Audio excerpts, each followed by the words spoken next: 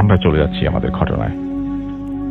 ভাই, এই ঘটনাটা আমাকে বলেছে একজন আপনার সিএনজি চালক, সে সিলেটের বাসিন্দা।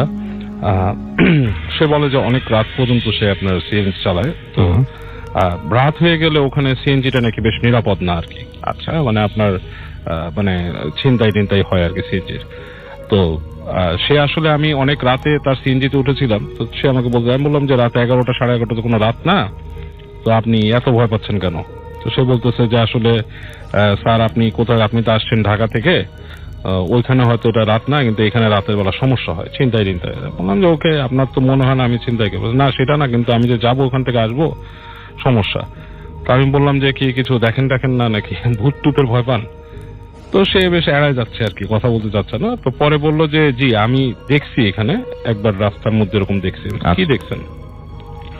বলে যে আমি এরকম রাতের বেলা একটা প্যাসেঞ্জার নিয়েছিলাম আপনার এয়ারপোর্টের ওখান থেকে উঠছে, জোর করে আমি থামতাম না, বলে জোর করেই আমাকে থামায় উঠছে, উঠে তারপরে আপনার আসতেছে।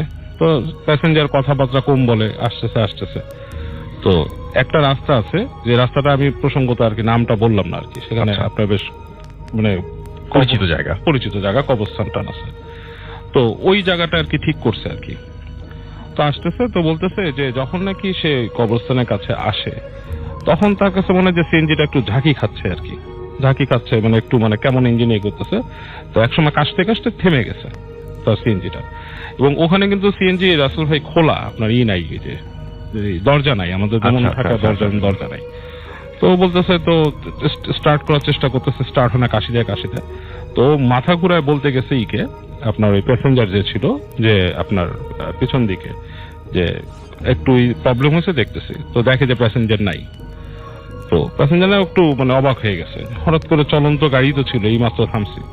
তো সামনে দাঁড়ায় দেখে যে একটা কুকুরটা বেশ বড় সাইজের, আপনার নেকড়ে টাইপের সাইজ হবে, বড়, এবং চোখগুলো জ্বলতেছে, ধকধক করে জ্বলতেছে। তো কুকুরের চোখ কিন্তু সাধারণত লাইটের রিফ্লেকশনে জ্বলে, এমনি জ্বলে না। হ্যাঁ, এটা বেড়ালের চোখ জ্বলে, কুকুর কিন্তু লাইট রিফ্লেকশনে জ্বলে ওঠে। তো ওটা কোনো রিফ্লেকশন ছাড়াই জ্বলতেছে লাইটটা, চোখটা। তো বেশ ভয় পেয়ে গেছে।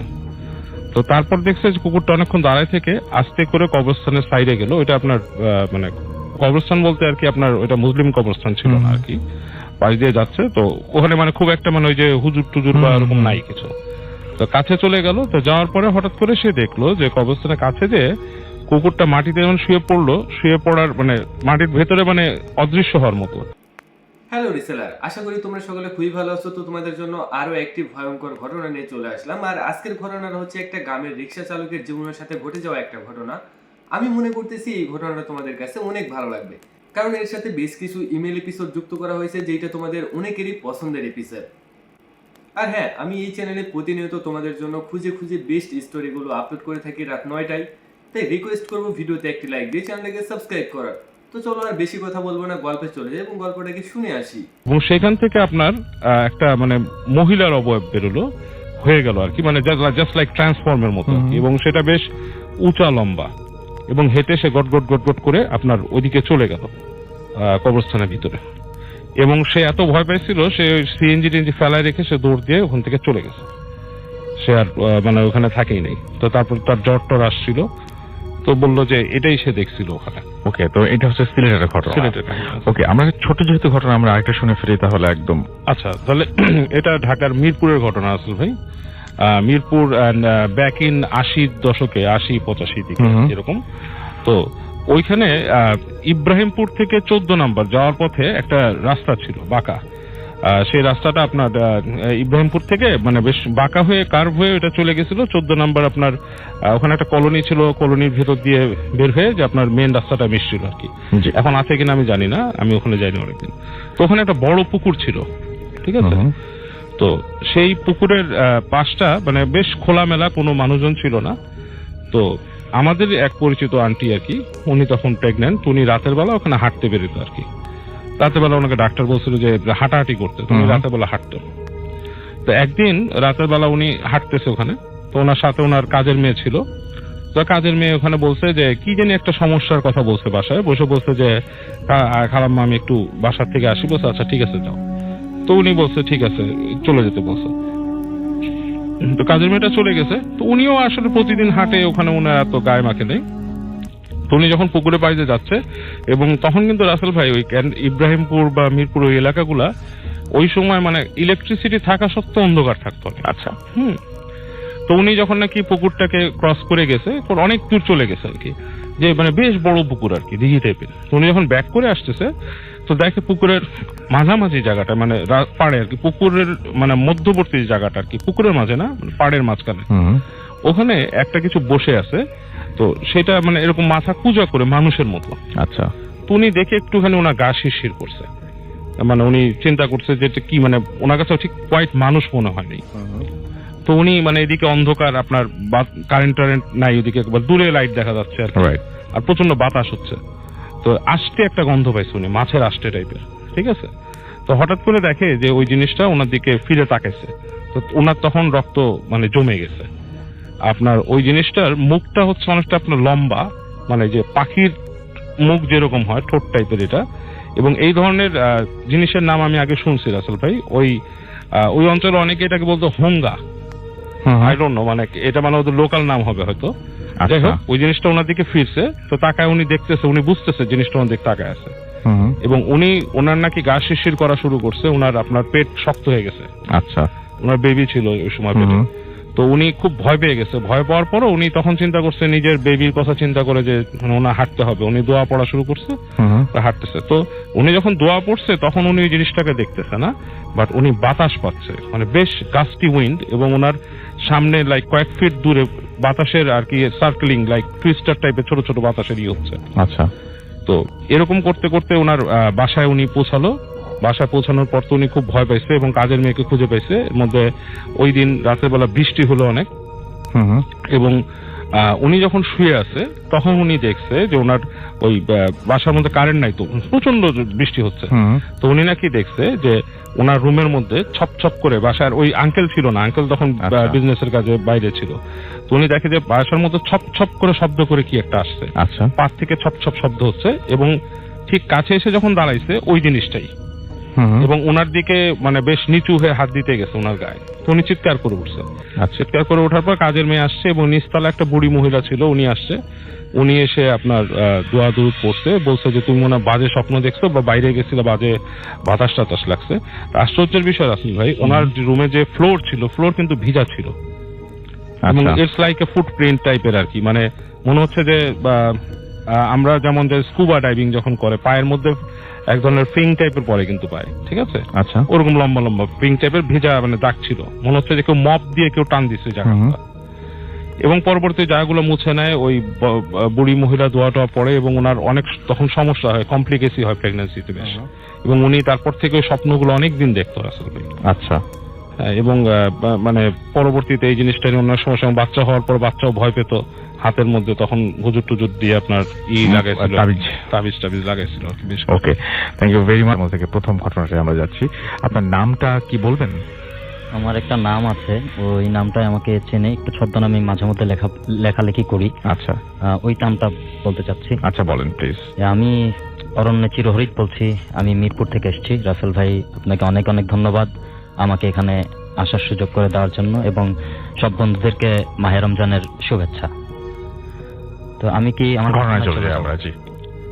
আমার এক খুব ভোজম ফ্রেন্ড ছিলেন, উনি আর আমি একসাথে মিউজিক শুরু করি 2001-2 এর দিকে। উনি ড্রামস প্লে করতেন, আমি বেস গিটার বাজাতাম, এবং এখনো একটা ব্যান্ডের সাথে বাজাচ্ছি। তো খুবই ঘনিষ্ঠ বন্ধুত্ব আমাদের ভিতরে, খুবই অধিকার ফলানোর একটা ব্যাপার ছিল। আর মানে একসাথে এক বিছানায় ঘুমানো, একসাথে দিনের পর দিন প্র্যাকটিস প্রোগ্রাম আমরা করেছি। তো যারা মিউজিশিয়ানস আছেন তারা জানেন এরকম অনেকের সাথে অনেকের বন্ধুত্ব থাকে। তো উনি ডিসেম্বর 2015-এ স্ট্রোক করে হঠাৎ মারা যান। তারপর থেকে আমি এবং ও রিলেটেড যত লোকজন ছিল সবাই ওকে অনেক মিস করি, বিশেষ করে আমি তো অনেক মিস করি। তো একদিন এই রিসেন্টলি এপ্রিল মাসের ঘটনা, এপ্রিল মাসে ঢাকার বাইরে একটা শো ছিল। শো থেকে ফেরার পথে আমাকে আমাদের মাইক্রো আসবেন আর রামপুরা পর্যন্ত আমাকে ড্রপ করে যে মামা আজকে একটু আপনার মতো মিরপুর চলে যান। তো তো আমি একটা সিএনজি ঠিক করি। তার আগে বলে নেওয়া ভালো, ও ছিল যশোরের। আমার সাথে প্রায় মজা করতো। ওকে যদি কোনো শোতে আমি ইনভাইট করতে না পারতাম যে ভালোই আছিস, মজা করছিস, শো করছিস, আমাকে দিচ্ছিস না, এই কথাটা প্রায় বলতো আমাকে। কাউকে বলতো না, শুধু আমাকেই হয়তো বলতো। তো এরকম আমি যখন একটা সিএনজি ঠিক করি, রাত তখন প্রায় 1:30 থেকে 2টার কাছাকাছি। সিএনজি আলার ভয়েসটা ছিল ঠিক সেই ছেলেটার মতো, বাট আমি তখন কিচ্ছু খেয়াল করি নাই। আমি যখন মিরপুরে আমার ফ্ল্যাটের নিচে এসে দাঁড়াই, তখন ওকে আমি 250 টাকায় ঠিক করি। তখন আমি 500 টাকার নোট দেওয়ার পর আমাকে 250 টাকা ব্যাক করে। আমি ঠিক যখন টাকাটা গুনে রেখেছিলাম 250 টাকা, যখন আমি গ্যারেজে ঢুকে পড়ি, জাস্ট আমি শুনলাম যে খুব শো করে বেড়াচ্ছিস, খুব ভালোই আছিস, আমাকে নিচ্ছিস না, আমাকে শো দিচ্ছিস না। আমি স্পষ্ট শুনেছি রাসেল ভাই, আমি এটা একদম নিজের কানে শুনেছেন আপনি? একদম নিজের কানে শুনেছি। আমি নিজের কানকে বিশ্বাস করতে পারতেছিলাম না যে লিসেনাররা কিভাবে বিশ্বাস করবেন। আমি ওকে খোঁজার জন্য জাস্ট বের হলাম এবং সিএনজিটা আমি ভ্যানিশ হতে দেখি নাই, সিএনজিটা ওর গতিতে চলে গেল।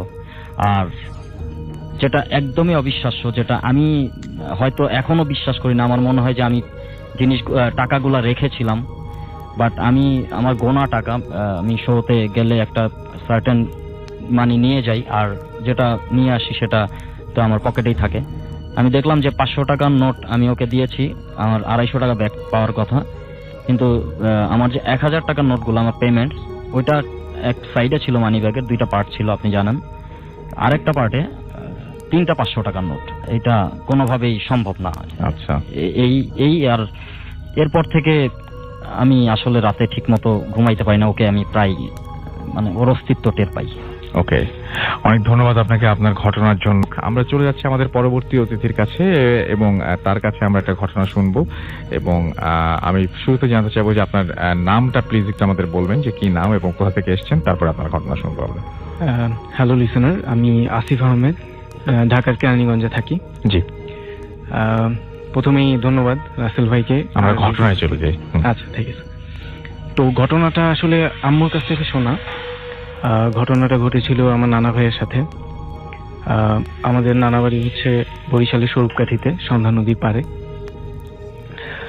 আমার নানা ভাই কাঠের ব্যবসা করতেন, তো উনি সুন্দরবন থেকে কাঠ নিয়ে আসতেন। তো তখন তো এরকম ইঞ্জিন ছিল না, বড় নৌকায় করে 3-4 জন মাঝি মাল্লা নিয়ে কাঠ নিয়ে আসতেন। তো সেবারও উনি কাঠ নিয়ে ফিরছিলেন। তো প্রায় 3 থেকে 4 দিন লাগতো পৌঁছাতে গ্রামে। সুন্দরবন থেকে ফেরার পথে বাইপাসের মতো ছিল, সেখান থেকে গেলে অনেকটা শর্টকাটেই যাওয়া যায়, প্রায় আধা বেলার মতন সময় বেঁচে যায়। তো মাঝি মাল্লারা অনেকটাই নারাজ ছিল যাওয়ার জন্য, ওই জায়গাটা তেমন একটা ভালো ছিল না। তারপরেও নানার ওখান থেকেই যাওয়া হয়। তো মধ্যরাতের মতো হয়ে যায়, তখন মাঝি মাল্লারা বেশিরভাগ ঘুমিয়ে গেছে। হঠাৎ 2-1 জন দেখতে পায় যে সরু খালের ওই পাশে যে ঘন জঙ্গল, সেখানে একটা নববধূ হাতে কুপি নিয়ে যাচ্ছে নৌকার পাশে পাশে। তো প্রথমে তারা নিজের চোখকেও বিশ্বাস করতে পারছিল না। পরে ভয়ে নানাকে ডাকে। তো নানাও প্রচন্ড ভয় পেয়ে যায়, সবাইকে দরদ পরে ফু দিয়ে দেয়। এরপর কিছুক্ষণ পর আর দেখা যায় না। পরে সকাল হয়ে যায়, সন্ধ্যা নদীতে এসে পড়ে নৌকা। তো হঠাৎ ঝড় বৃষ্টি শুরু হয়, প্রচন্ড ঝড়। নৌকা অনেকটাই ডুবে যাচ্ছে, এরকম অবস্থা। তো নৌকা উল্টে যায় এক সময়। সবাই যে যার মতন সাঁতরাচ্ছিল। নানা ভাই অনেকটাই সাঁতরাচ্ছিলেন, কিন্তু শেষ সময়ে আর পারছিলেন না। ঠিক তখনই সে মানে আবছাভাবে দেখতে পায় যে একটা নতুন বউয়ের মতন একটা মুখ। তো এরপর আর তার কিছু মনে থাকে না। তো পরে গ্রামবাসী তাকে নদীর তীরে খুঁজে পায়। তো এরপর নানা প্রচন্ড অসুস্থ হয়ে পড়েন শেষ সময়ে। এরপর আর উনি আসলে ওই অসুস্থতা থেকে আর কখনোই উঠতে পারেননি। এটার কোনো ব্যাখ্যা পাওয়া গেছে যে কি দেখেছিলেন উনি বা কি কারণে অসুস্থ হলেন, এরকম কোনো কিছু বোঝা গেছে কি? আসলে ওই জায়গাটায় মানে জিনিসটা আপনি কেন প্যারানর্মাল বলছেন? হ্যাঁ, এটা জানতে ওটা চাচ্ছি। কারণ কি ওই জায়গাটা ছিল একদমই ঘন জঙ্গল এবং লোকালয় থেকে প্রচন্ড দূরে। হুম। ওখানে আসলে ওই সময়ে মধ্যরাত্রে একটা নববধূ দেখতে পাওয়ার কথা না। আর মানে তার হাতে একটা কুপি ছিল। এই বিষয়টাও আসলে তারা কখনোই মানে বের করতে পারেন নাই যে বিষয়টা কি ছিল। মানে সেটা কোনো লোকালয় ছিল না, আপনি সেটা বলছেন? হ্যাঁ। আচ্ছা, সেটা কোনো লোকালয় ছিল না এবং সেখানে একটা মেয়ে দেখা বা একজন গৃহবধূকে দেখা খুবই অস্বাভাবিক ছিল যে এই গৃহবধূ নাকি কুপি নিয়ে দাঁড়িয়ে আছেন। ওকে, thank you very much. Interesting আর একটা স্টোরি শুনি, চলুন পাপড়ি আপুর কাছ থেকে। Thanks again. ভাই, এই ঘটনাটা হচ্ছে আপনার চিটাগাং এর চন্দনাইশ এরিয়ার। আমরা হয়তো আপনার নাম শুনেছেন, মাওলানা আহসানুজ্জামান ইসলামাবাদী। জি। এটা ওনার বাসা এবং ওনার এরিয়ার ঘটনা। তো ঘটনার মানে ছোট ঘটনাটা কিছু ডিসক্রিপশন আমাকে দিতে হচ্ছে যে ওনার বাসাটা যেখানে চন্দনাইশে যেই এরিয়াটাতে ওনাদের বাসা, সেখানটাতে আশেপাশে প্রচুর খোলা কবর আছে। খোলা কবর মিনস হচ্ছে যে কবরগুলোর বাউন্ডারি নেই, বাসার আশেপাশেই অনেক কবর দেওয়া হয়েছে। একমাত্র মাওলানা আসাদুজ্জামান ফারুকী ওনার কবরটাই মানে মাজার করে করা হয়েছে, যেহেতু একজন রিনোয়েন্ট পার্সন ছিলেন। তো ওনার যেটা আর কি লোকমুখে শোনা এবং যেটা ঘটনা সত্যি যেগুলো, যে উনি অনেক মানুষকে অনেকভাবে হেল্প করেছেন, এই ধরনের জিনে ধরা বা বেশ কিছু বিষয় উনি ওনার অনেক বেশ ভালো ক্ষমতা ছিল। এবং ছোট্ট একটা জিনিস যেটা, যে সীতাকুণ্ডে এমনও হয়েছে যে সীতাকুণ্ডে যে জায়গাটা উনি আছেন কিন্তু আপনার চন্দনাইশ প্রায় অনেক কিলোমিটার দূরে। আর সীতাকুণ্ডে এমন হয়েছে উনি মারা যাওয়ার পর ওনার ওইখান থেকে কয়েকজন খাদেম আসেন, এসে বলেন যে আহসানুজ্জামান সাহেব এখানে যাচ্ছেন না, তো উনি কোথায়, কয়েকদিন ধরেই যাচ্ছেন না, লাস্ট কয়েক শুক্রবার। তো উনি তো আরো 6-7 বছর আগে মারা গেছেন। উনি ওই লেভেলের একজন মানুষ ছিলেন। এটা খুব মানে প্রমিনেন্ট একটা ঘটনা। তো যাক, আমি বাসার ডেসক্রিপশনটা দিচ্ছি যে এটা হচ্ছে আমার ফ্রেন্ড তানিয়া ওর দাদার কথা বললাম। ওনাদের ওইখানে যেটা হয়েছে যে প্রচুর রকমের ইনসিডেন্টস হতো। চন্দনাইশ বর্মা বোধহয় ওনাদের ওই জায়গাটার নাম। প্রচুর বাজে ধরনের ইনসিডেন্টস হতো।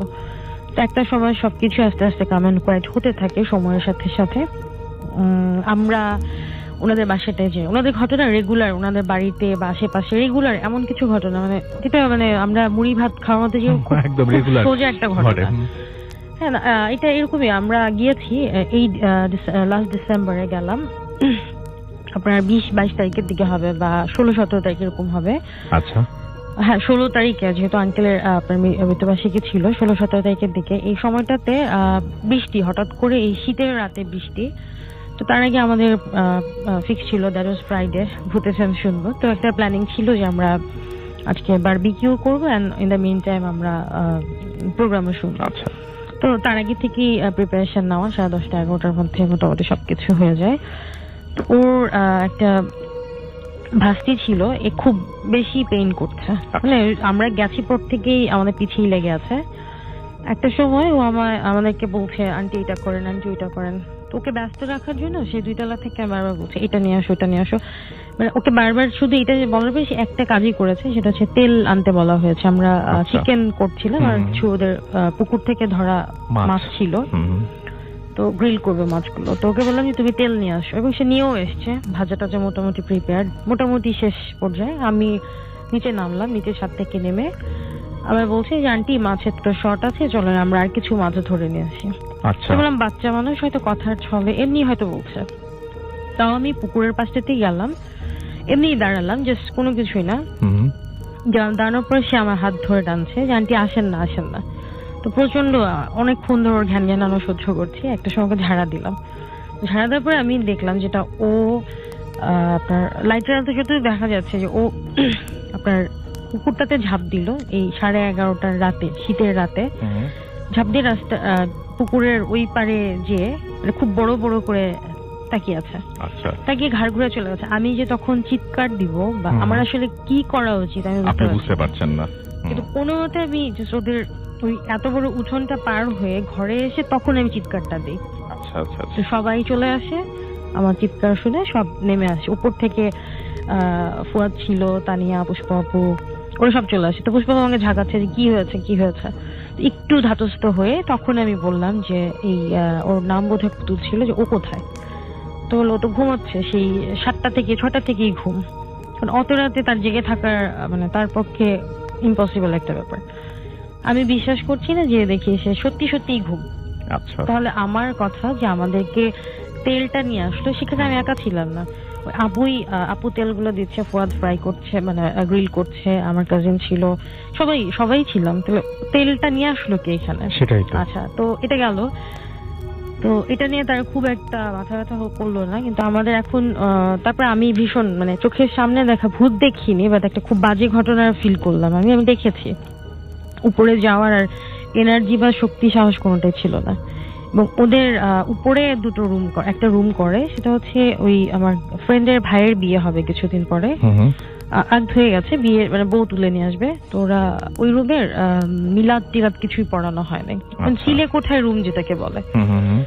তো ওই রুমে বসে ওরা সবাই প্রোগ্রাম শুনবে। ওরা চলে গেছে, ওই রুমে চলে গেছে। এখন ওই গ্রিলের বাটি বা মাছের যে বাটিটা সেটা খুঁজছে, সেটা পাচ্ছে না, ওইটা নাই। তো ওরা হয়তো ভাবছে যে আমাদের মধ্যেই কেউ সরায় ফেলেছে বা দুষ্টামি করেছে, হতেই পারে। ওরা প্রোগ্রাম শুনছে, একটা পর্যায়ে তখন অলমোস্ট হয়তো 12:30 একটা বেজে গেছে। আন্টির সাথে আমি আর উপরে না যেয়ে আন্টির পাশে খাটে শুয়ে আমি আধা চোখ বোঝা অবস্থায় মানে ভূত এফএম শোনার মানে ওই সাহসটুকু আর হচ্ছে না। উনিও অলমোস্ট ঘুমিয়ে গেছে, ঘুম। আমি শুয়ে আছি আন্টির পাশে। তো হঠাৎ কারেন্ট চলে গেছে, এর মধ্যে পল্লী বিদ্যুৎ চলে গেছে। তো আমি কোনো মতো লাইট একটা চার্জার জ্বালানো, আমি খেয়াল করছি যে কি হচ্ছে। ওরা সবাই উপরে হাসাহাসি করছে, শুনতে পাচ্ছি। শীতের রাত, আর গ্রামে তো এমনি অনেকটা স্তব্ধ থাকে সবকিছু। এত সময় দেখি ওদের ডাইনিং এর ওই পাশটা থেকে যে রুমটা যে কেউ গেলে একটা এক্সিস্টেন্স ফিল করে, ওই পাশে জানালাটা খোলা, ওই জানালাটা দিয়ে ও বলছে আন্টি এই যে মাছের বাটি। খুব নর্মালি পুতুল ভাবে বলছে যে আন্টি এই যে মাছের বাটি। আমি আন্টিকে, আমার পাশে যে আন্টি, তাকে আমি ডাক না দিয়ে হাতটা মনে খুব শক্ত করে চেপে ধরতে ধরতে উনি একটা সময় মানে বুঝতে পারে এবং উনি জেগে যায়। কোনো মতো উনি জাস্ট আমার চোখটা ঢাকে, মানে আমার মুখটাকে আড়াল করে যে আমি ওদিকে যেটা না তাকি। তো দুটো পরে এরপরে উনি লাইট টাইট উঠে আরো মোম টোম জ্বালায়, কারেন্ট ছিল না। আমার চিৎকার চেঁচামেচিতে ওরাও নেমে আসে, ওরা সবাই নেমে আসে। আপু আবার কি হলো তোর? তো এই যে ব্যাপারটা যে ও মাছের বাটি খুঁজছে, মানে একবার চোখের সামনে দেখলাম। এবং ওই টাইমে আন্টি এশিওর করলো যে মাছে তোমাদের তেল নিতে কেউ আসে নাই। আচ্ছা, তাহলে তেল ছাড়া এই বারবিকিউজ এন্ড গ্রিল ফিশ গ্রিল গুলো কিভাবে হলো? সবচেয়ে অদ্ভুত বিষয় হচ্ছে এটা। সেটাই। আর ছবি আমরা তুলেছি, সবাই তুলেছি, তখন ও ওইখানে প্রেজেন্ট নাই। তো ও ঘুমাচ্ছে, সেই মেয়ে ছোট থেকেই ঘুমাচ্ছে। আর যে রুমটার কথা বললাম, ছাদে যে রুমটা করেছে, ওদের বাসাটা মানে ওই মাওলানা আসাদুজ্জামান ইসলামাবাদী, উনি বলেছে যে তোমার এখানে হাজার ওই ঘর বন্ধ, ব্যারিকেড দেওয়া, কিছুতেই কোনো কাজ হবে না। আসলে ওই জায়গাটা এতটাই এরকম ছিল। ওদের ছাদের উপরে যে নতুন ঘর করেছে, নতুন বউ নিয়ে আসবে, এটা নিয়ে পরে আমরা আরো বা কিছু ভয়ঙ্কর ঘটনা এক্সপিরিয়েন্স করি, যেটা ফুয়াদ বলবে। তো আর এই রুমটার কথা যেটা বললাম, যে ডাইনিং রুমটা, এই রুমটাতে আপনি আমি যে কেউ যে যদি পায়ের নিচে ফাঁপা কিছু থাকে, সেটা কিন্তু একরকম ফিল রেসেন্ট হয়, যে ঠকঠক এক ধরনের শব্দ হয়। বাট ওই রুমটাতে আপনি হাঁটলে বুঝবেন যে ইটস জাম্পিং। আচ্ছা, হ্যাঁ, এটা এবং এর উপরে 2 তলা আছে, মানে 1 তলা ওদের করা আছে। তাই যদি হয়, এটা দেবেও যায় নাই শুধু ওই রুমটাতে। এবং ওদের ড্রয়িং রুমে যে ওদের কাচারি ঘর যেটা ছিল, ওর দাদা বা ওর বাবার সময় যে ঘরটাতে আপনার লোকজন আসতো, ওই রুমটা দিয়ে হেঁটে বের হওয়ার সময় এক ধরনের একটা ভয় মানে কেমন যেন একটা ফিল হয়। এদের ঘরের দরজা জানালা গুনতেই শেষ। দরজাগুলো নিশ্চয়ই কোনো কারণে দেওয়া হয়েছে, এটা যে কেউ ফিল করতে পারবে যে ওই ঘরটাতে দাঁড়ালে যে একটা বাম্পি ফিল হয়। ইটস নট ফাঁপা বা এই ধরনের কিছু, একটা রুমে। এই ছিল ঘটনা। Thank you very much. আমরা চলে যাই ফুয়াদের কাছে এবং তারপরে আমরা আবারও আপনাদের আরেকটা ঘটনা শোনাবো। আগে ফুয়াদের একটা ঘটনা শুনি। ফুয়াদ এসছেন ভূতারগুড়ি থেকে, স্টুডিও আপনার ঘটনা। থ্যাংক ইউ রাসেল ভাই। আমি সরাসরি ঘটনাতে চলে যেতে চাই। ঘটনাটা আপু বলল, তার কিছুদিন পরেই আর কি আপনার আমরা ওই বাড়িতে যে রুমটা করা হয়েছিল বিয়ের জন্য, ওই ভাইয়ার বিয়ের ইনভাইটেশনে যাই। আগের দিন চলে যাই বিয়ের, পরের দিন সকালে গিয়ে পৌঁছাই। দেন বিয়েটে ঠিক মতন সব হয়ে যায়। পরে ভাবিকে নিয়ে আস্তে আস্তে আপনার বিকেল বা 4টা-5টা বেজে যায়, মানে সব আর কি ফর্মালিটিস শেষ করে আস্তে আস্তে ওদিক থেকে, মানে প্লেসটা হচ্ছে এরকম, কক্সবাজার থেকে আসার সময় গাছবাড়িয়া আপনার কলেজ গেট এরকম একটা এলাকায় আর কি, মানে ওইদিকে আর কি ওনাদের বাসাটা, ওইদিকে একটা বৌদ্ধ কবরস্থান, বৌদ্ধ তো বসিয়ে আর কি কবর দেওয়া হয়, মঠ বলে আর কি। ওদিকে হঠাৎ গাড়িটা থেমে যায়, মানে জামাই আর বউয়ের যে মানে ব্রাইডাল যে কারটা। তারপরে ড্রাইভার নেমে একটু খোঁচাখাচি করে, তারপরে আবার গাড়িটা সুন্দর মতন সিভিয়ারলি স্টার্ট নেয়। পরে বাসায় চলে আসি আমরা। বাসায় আসার পরে বউ তো আপনার মানে কান্নাকাটিতে ব্যস্তই থাকে, কান্নাকাটি করতে থাকে বাসার লোকজনের জন্য। আমরা মনে করি ব্যাপারটা নর্মাল, বাট হচ্ছে তারপরে সন্ধ্যা 7টা-7:30টার দিকে বউকে বলা হয় যে যাও তুমি ফ্রেশ ট্রেশ হয়ে তোমার রুমে যাও, ফ্রেশ ট্রেশ হও। তার সাথে 2-3 জন যায়।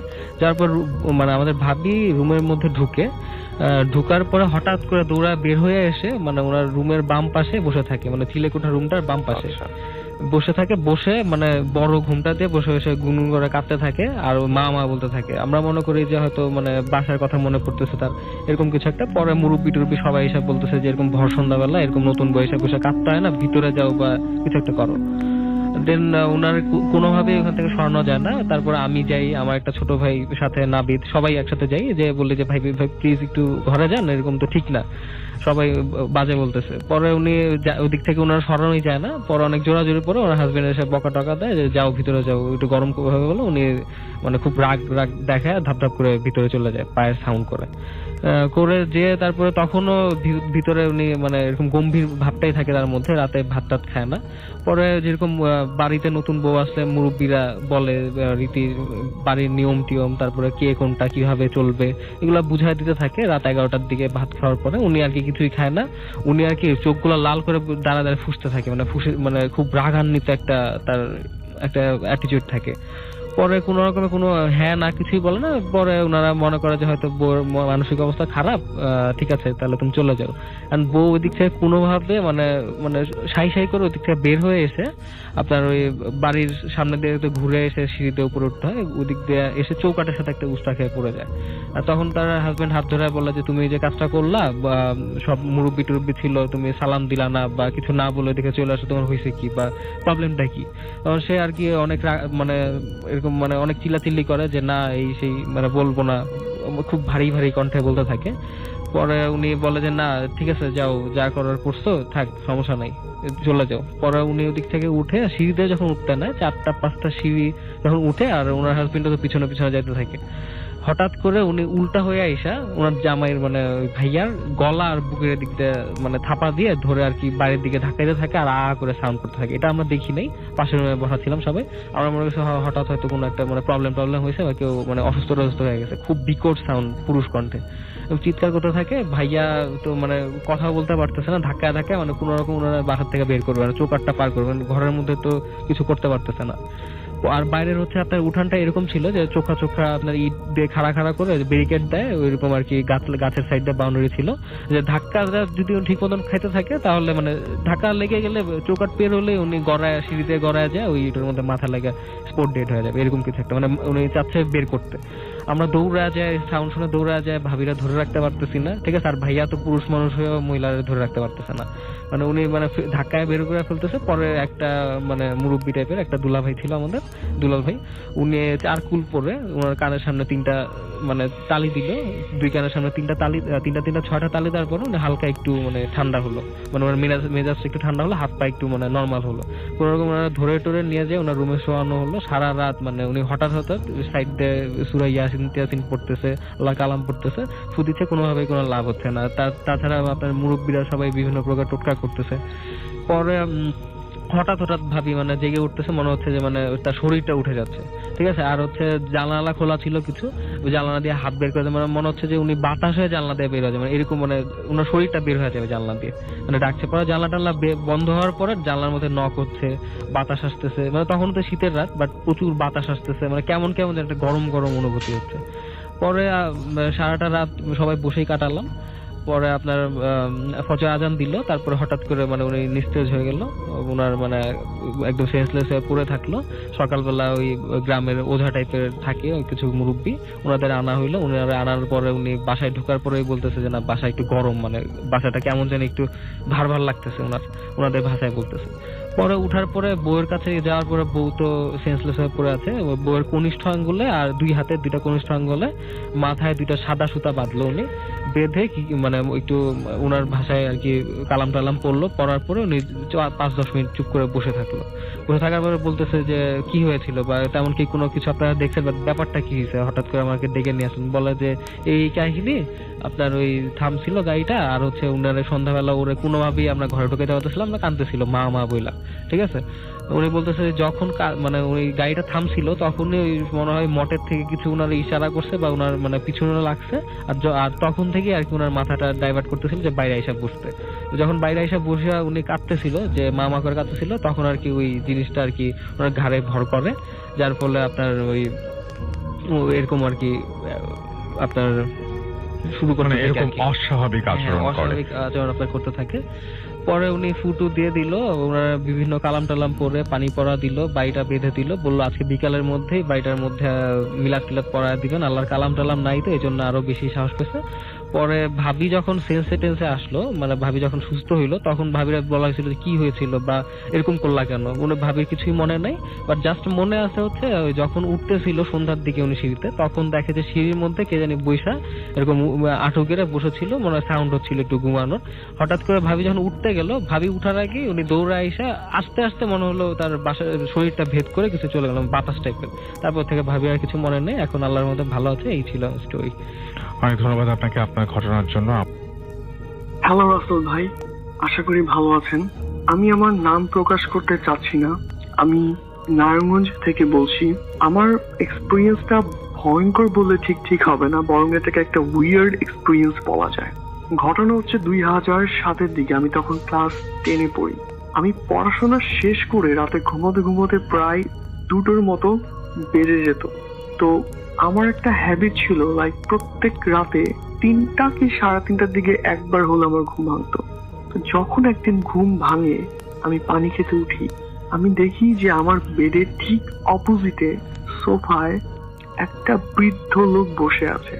বলে রাখা ভালো, আমি লাইট অফ করে ঘুমাই, তবে ডিম লাইটের মৃদু আলোতে যতটুকু দেখা যাচ্ছিল আমি স্পষ্ট দেখতে পেলাম যে সেই বৃদ্ধ লোকটি পরনে একটা সাদা পাঞ্জাবি ছিল, তার লম্বা সাদা দাড়ি ছিল, এবং সবচেয়ে যেটা ভয়ঙ্কর আমার কাছে লেগেছে সেটা হচ্ছে যে সে আমার দিকে তাকিয়ে মিষ্টি একটা হাসি দিয়েছিল এবং তার হাতে তসবি ছিল। আমি স্পষ্ট এটা দেখতে পাই এবং দেখার পরে আমি খুবই নার্ভাস হয়ে যাই এবং আমি জোরে চিৎকার করি।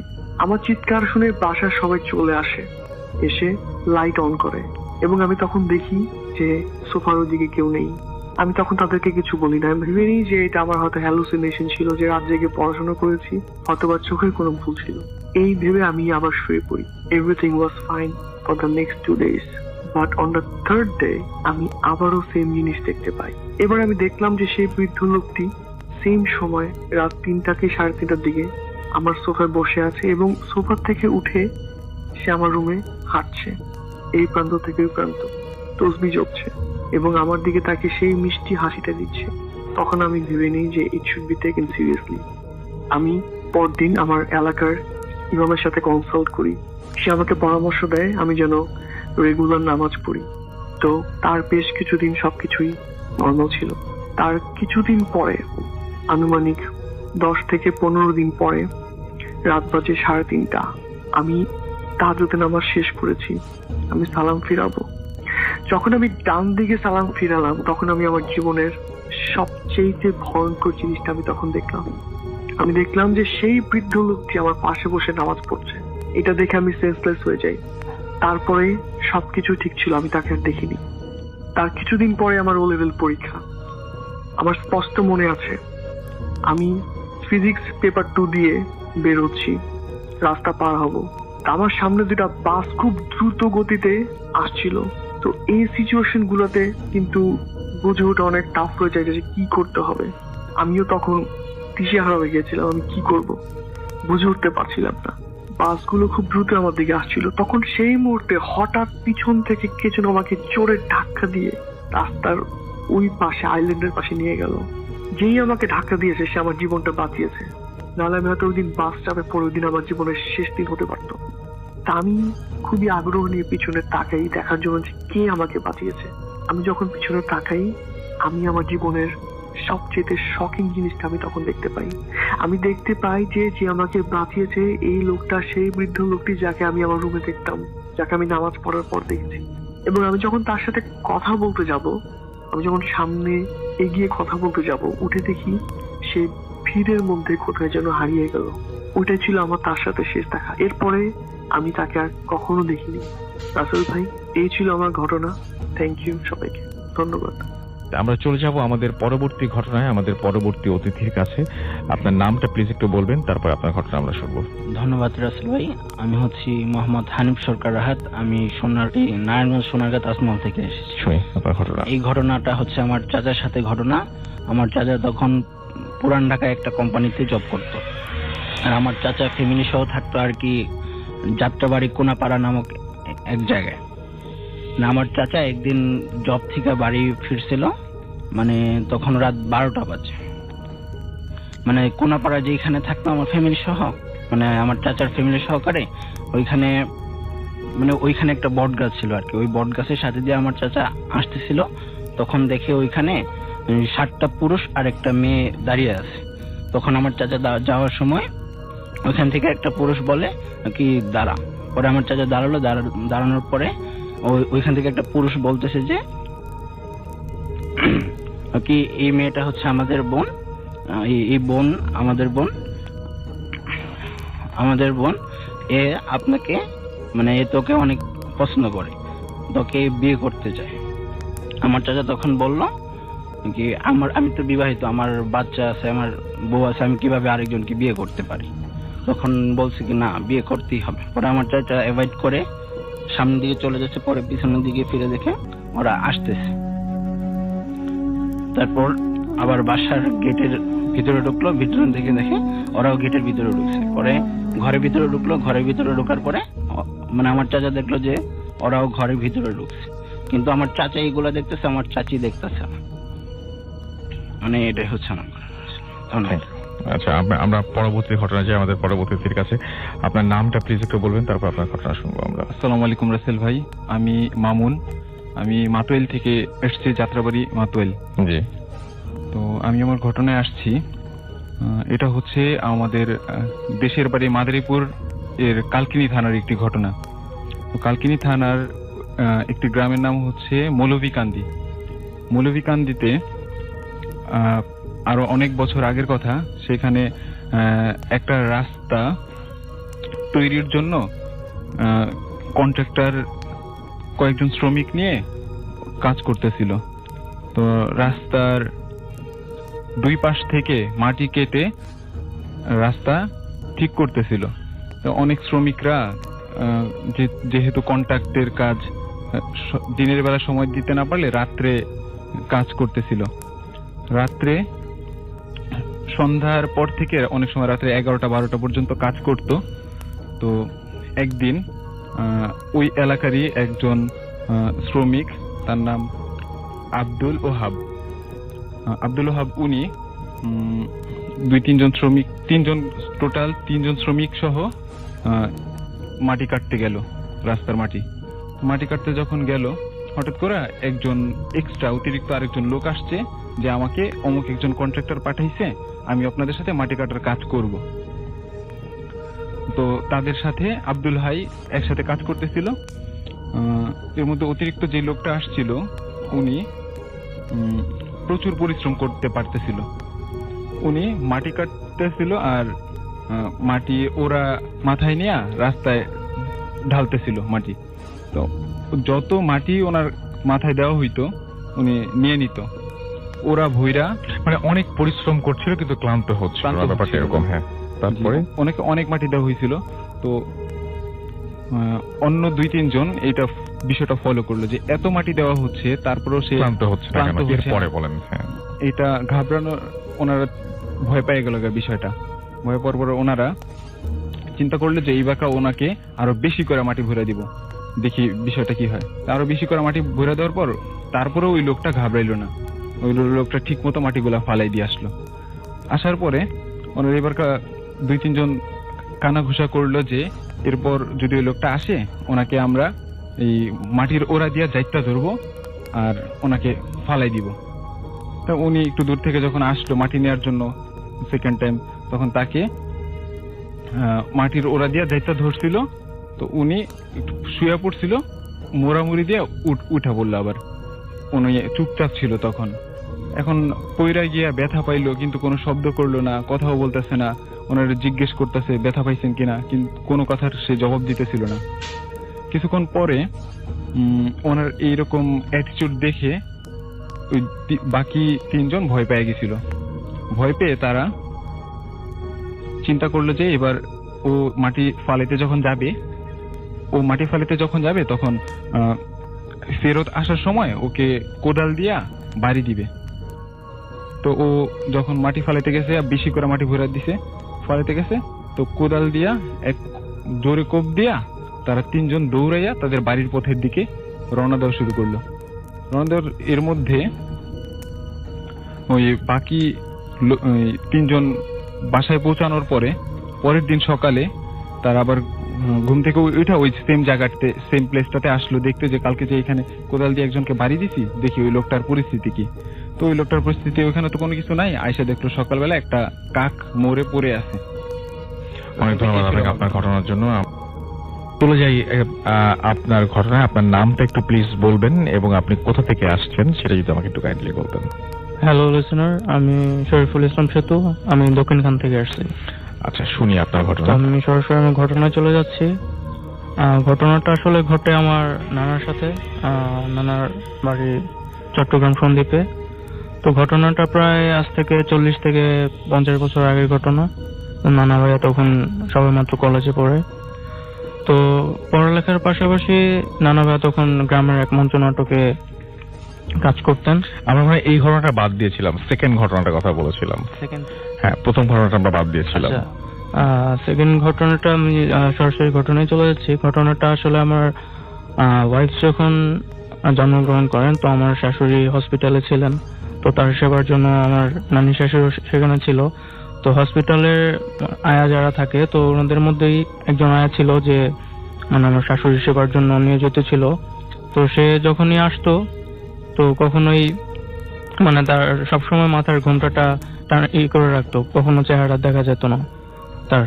তো এটা নানু গেস করার পরে তো তাকে জিজ্ঞেস করছে যে কি মানে তুমি সবসময় এরকম করে রাখো কেন, সে এটার কোনো অ্যান্সার দেয় নাই। তো একটু বলে রাখা ভালো যে রাসেল ভাই, আমার নানু মানে বিয়ের আগে হিন্দু ছিল, তো বিয়ের পরে মানে মুসলমান হয়ে তারপর আর কি বিয়ে করছে। তো নানু হয়তো ভাবছে যে কোনো ধার্মিক ধর্ম টাইপের কোনো সমস্যার জন্য হয়তো বলতে চাইতেছে না। পরে নানু বলছে সমস্যা না, আমিও হিন্দু ছিলাম, তুমি আমার কাছে বলতে পারো, কোনো সমস্যা নাই। তো তিনি তারপরে বলতে চান, তারপর অনেক রিকোয়েস্ট করার পরে উনি বলছে যে আসলে তো ঘোমটাটা মানে মাথার ঘোমটাটা খোলার পরে তো নানু মানে তার চোখ দেখে অবাক হয়ে গেছে। তার চোখটা একেবারে মানে পুরোই সাপের মতো ছিল দেখতে। তো নানু জিজ্ঞেস করছে যে কারণ কি।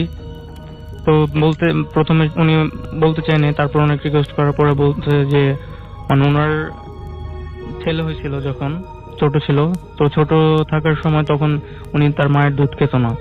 তো সবাই ব্যাপারটা নর্মাল ভাবে নেয় নাই। তো একদিন সন্ধ্যাবেলা ছেলেটা হওয়ার 6 থেকে 7 দিন পর একদিন সন্ধ্যাবেলা মানে দেখতেছে কি ছেলের পাশ দিয়ে একটা সাপ, মানে প্রথমে দেখছে যে সাপটা ছেলেকে জড়ানো অবস্থায় মানে পেঁচিয়ে রয়েছে। তারপরে কিছুক্ষণ পরে মানে যখন সবাই আসছে সাপটা মানে চলে গেছে, কোনো ক্ষতি করে নাই। তো তারপরেও যেহেতু মানে ক্ষতি করে নাই, তারপরে মানে একটা সবার মধ্যে ভয় এসে পড়ছে, যেহেতু সাপ বিষাক্ত একটা প্রাণী, তো এটা ক্ষতি করতে পারে যে কোনো সময়। তো এটা দেখার পরে ওনারা এরপর আর সাপটাকে দেখে নাই। তো যেহেতু বাসায় মানে নতুন একটা ছেলে হয়েছে, তো বাসায় অনুষ্ঠানের জন্য তারা মানে একটা আয়োজন করে, তো বাসায় রান্না বান্না করে, বাসার উঠোনে মানে চুলাই করে মানে কিচেন মানে করে, তো রান্না বান্নার কাজ শেষ করার পরে তো অনেক মানুষের মোটামুটি আয়োজন করা হয়, সেজন্য ভাত রান্না করে, তো ভাত রান্না করার পরে ভাতের যে মারটা ছিল সেটা মানে বাইরে মানে চুলার পাশে আর কি ওটা ফালা দেওয়া হয়। তো ওনারা তো নর্মালি ভাত রান্না করার পরে মার ফেলা দিচ্ছে, ওরকম একটা খেয়াল করে না ব্যাপারটা। তো কিছুক্ষণ পরে আপনার এই শুকনো পাতার মধ্যে মানে পাড়া পড়লে যেরকম একটা আওয়াজ হয়, তো সেরকম তারা একটা গেস করতেছে মানে কোনো কিছু নড়তেছে এখানে, তাও মানে একটা না চলতেছে সেই আওয়াজটা। তো ওনারা আলো দিয়ে সেই আওয়াজটা সেই মানে কি জন্য কোথা থেকে আওয়াজটা আসতেছে সেটা দেখার জন্য মানে সেটা আলো জ্বালিয়ে দেখছে। তারপর দেখি কি মানে একটা সাপ সেখানে মানে যেই ভাতের মারের গরম পানির জন্য মানে সে খুবই করতেছে, সেখানে পরে সে সাপটা মারা যায়। তো তারা ব্যাপারটা নর্মাল ভাবে নেয়। তো পরের দিন ওই মহিলাকে মানে ওই দিন রাতে ওই মহিলাকে স্বপ্ন দেখানো হয় যে মানে ওনার যখন ছেলে হয়েছিল, তো ছেলেটাকে তো সাপটা মানে কোনো ক্ষতি করার জন্য মানে সাপটা আসে না, উনি মহিলাটাকে স্বপ্ন দেখেছে যে আমি ওর সুরক্ষার জন্য আসছিলাম, বাট তোমরা আমাকে মেরে ফেলছো। তো সাপটা মানে মহিলাকে বলে যে তোমাকে আমি মানে আজকে অভিশাপ দিয়ে গেলাম যে তোমার এরপরে যত বংশধর আসবে সবারই মানে অভিশাপ দিয়ে গেছে এটাই যে ওনাদের পরবর্তী যত বংশধর আসবে সবার মধ্যেই মানে সাপের একটা চিহ্ন থাকবে, এবং তার মানে প্রত্যেকের চোখেই মানে চোখটা মানে সাপের মতোই থাকবে। আর এরপরে মানে যারা এরকম জন্মগ্রহণ করছে সবারই পিঠে সাপের একটা চিহ্ন ছিল। তো এই ছিল আসল। ওকে, আমি আপনার এটা হচ্ছে বেসিক্যালি আপনার ওয়াইফের নানার বাড়ি নাকি? জি জি জি। আচ্ছা, আমি ওনার কাছ থেকে একটু শুনি যে আপনি এই ঘটনাটা মানে যখন শুনেছেন, এটা তো আপনার জন্মের সময়, আপনি সরাসরি কার কাছ থেকে শুনেছেন? ঘটনাটা খুবই অদ্ভুত। আমি বলছিলাম যে আজকে এমন কিছু ঘটনা আছে যে ঘটনাগুলো আসলে বিশ্বাস করাটা ভীষণ ভীষণ রকমের কঠিন হয়ে যায়, কারণ এই ঘটনাগুলোর সাথে আমরা পরিচিত না, মানে বিশেষ করে 2016 এটা এই সময় এই ধরনের ঘটনা শুনলে আপনি কার কাছ থেকে শুনেছেন এই ঘটনাটা? আমি শুনেছিলাম আমার নানির কাছ থেকে। আপনার নানির কাছ থেকে, এবং আপনার নানি নিজের চোখে দেখেছেন এটা। এবং তাদের যে বংশধরের ব্যাপারটা, এই বংশধরের ব্যাপারটা কি শুধু আপনাদের পরিবার জানেন নাকি আরো অনেকেই জানেন? না, ওটা আমাদের পরিবার না, হাসপাতালে যে আয়াটা ছিল ওটা ওনার ঘটনা। আমি সেটা জানি, সেটা বলছি। আমি বলছি যে এটা কি শুধুমাত্র এই পরিবারটা সম্পর্কে, শুধু কি আপনার পরিবারই জানেন নাকি আরো অনেকেই জানেন? উনি নিষেধ করে দিয়েছে যাতে অন্য কাউকে জানানো না হয়, কারণ জানালে নাকি ওনার দিকে অনেক ক্ষতি হবে। আচ্ছা, কিন্তু উনি যে ওইভাবে কাজ করছেন ওনার চেহারা কেউ দেখেননি? না, চেহারা কেউ দেখেনি, উনি সবসময় চেহারা ঢেকে রাখতো। আচ্ছা, আর হসপিটালের লোকজন তো নিশ্চয়ই দেখেছেন। আচ্ছা, ওকে। তো আর কোনো ঘটনা আছে আপনি? জি বলেন। জি, এই আমার এই ঘটনাটা আমার নানা ভাইয়ের ঘটনা। তো আমরা একদিন বসে খাওয়ার টেবিলে বসে ভূতের ফিল্ম নিয়ে আলোচনা করতেছিলাম, আমি, আমার মামু ভাইয়া, তারপর আমরা সবাই আলোচনা করতেছিলাম। তো নানা ভাই এক পর্যায়ে বললো, তোমরা তো অন্য মানুষের ঘটনা শোনো, আমার ঘটনায় আজকে শোনো। তো সেই ঘটনাটাই বলতেছিলাম। ঘটনাটা আজ থেকে প্রায় 6-7 বছর আগের ঘটনা। তো আমার নানা তখন সন্দ্বীপের মেয়র ছিল। তো মেয়র থাকা অবস্থায় উনি একটা মানে সন্দ্বীপে অনেক বিখ্যাত একটা জমিদার, হিন্দু জমিদারের বাড়ি কিনে নেয়। তো ওই বাড়িটাতে যখন বসবাস শুরু করে, তো ওনারা দেখতে পায় যে বাড়িটাতে মানে মোটামুটি কিছু প্যারানর্মাল বাড়ি, অনেক বড় বাড়ি, তো মানে প্যারানর্মাল অ্যাক্টিভিটিস দেখতে পাওয়ার পরে ওনারা অতটা গুরুত্ব দেয় না। তারপরে যে অনেক পুরনো বাড়ি তো এরকম হইতেই পারে, ইউজুয়াল ধরে নেয়। পরে ধরে নেওয়ার পরে এভাবে চলতে থাকে, এক একজনের সাথে এক এক ঘটনা ঘটে। তো এমন সময় প্রায় বাড়িটা কেনার 2 বছর পরে অন্যদের মানে বড় একটা পুকুর ছিল, পুকুরে জাল ফেলা হয় মাছ ধরার জন্য। তো জাল ফেলা হলে কিছুক্ষণ মাছ ধরার পরে হঠাৎ করে জালটা পুকুরের মধ্যে আটকে যায়। তো আটকে যায়, সবাই মিলে জেলেরা অনেক টানাহেঁচড়া করে, মানে কোনোভাবেই জালটা তুলতে পারতেছে না। এটা অনেক অদ্ভুত ব্যাপার, বা পুকুরে এমন কোনো গাছও নাই যে আটকে থাকবে। তো জেলেরা ডুব দিয়ে চেষ্টা করে জালটা তোলার জন্য, বাট তুলতে পারে না। তো লাস্ট পর্যন্ত কি করে, আমার নানা ভাইয়ের নামে নেমে বলে যে কি ব্যাপারটা কি আমি দেখি। পরে উনি নামার পরে পুকুরে ডুব দিয়ে দেখে জালটা কোনো কিছুর সাথে আটকে নাই, বাট জালের গোড়ার মধ্যে অনেকগুলো সাদা চুল পেঁচানো আছে। তো সাদা চুলগুলো চুল। সাদা চুল। তো চুলগুলো কোত্থেকে আসছে উনি মানে চুলগুলো জট খুলতে খুলতে চুলগুলো উৎসের কাছে চলে যায় আচ্ছা। এবং গিয়ে দেখতে পায় যে ওখানে মানে বুড়ো একটা মহিলা পুকুরের নিচে বসে আছে। তো জিনিসটা দেখে উনি মানে অনেক অবাক হয়ে যখন পানি থেকে উঠে যেতে যায় তখন মহিলাটা ওনার 2 হাত ধরে ওনাকে আবার পুকুরের মধ্যে ডুবে ফেলে। ডুবায় বলে যে এই কথাটা কাউকে বললো না, আমি এই বাড়িতে আছি অনেক বছর ধরে, আমি এই বাড়িটা পাহারা দিই এবং 2টা সাপ আছে এই বাড়িতে, এই 2টা সাপের যাতে কোনো ক্ষতি না হয়। কথাটা বলে মহিলাটা ভ্যানিস্ট হয়ে যায় এবং নানা ভাইকে ছেড়ে দেয়, পরে উনি উঠে যায়। এটাই ছিল ঘটনা। ওকে, থ্যাংক ইউ ভেরি মাচ, আপনাদের দুজনকে অনেক অনেক ধন্যবাদ। হ্যালো রাসেল ভাইয়া, আজকে আমি আপনাদের সাথে একটি ঘটনা শেয়ার করবো। আমার নাম সুরভি। ঘটনাটি খুব রিসেন্টলি আমার সাথে ঘটে যায়। আমি ভাবিনি যে লাইফে এমন কিছু ঘটবে। আমি ঘটনাটা শেয়ার করছি। কিছুদিন আগে, আফটার 4 মান্থ আগে, একদিন আমি এভাবে ঘুমায় থাকার পরে হঠাৎ করেই আমি একটা স্বপ্ন দেখি। স্বপ্নে একজন বুড়ো মহিলা, উনি একটা গাছের নিচে বসে আছেন। আমি হাঁটছি, এরকম একটা মাটির একটা পথে হাঁটছি। আমি রিয়েলাইজ করি যে আমার পায়ের নিচে একটা বিচি, আর আমি হাঁটতে পারছি না, অনেক ব্যথা করছে।